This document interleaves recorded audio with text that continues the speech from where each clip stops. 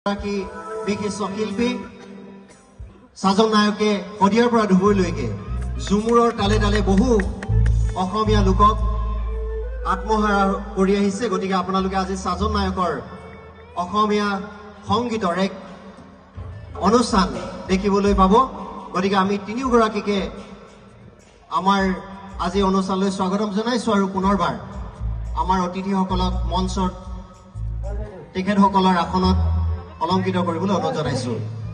এতিয়া মই অসমৰ জনপ্ৰিয় গায়ক সাজন নায়কক তেখেতৰ গীতৰ অনুষ্ঠানলৈ স্বাগতম জনাই তেখেতক মঞ্চ আগবঢ়াই দিছো। ধন্যবাদ।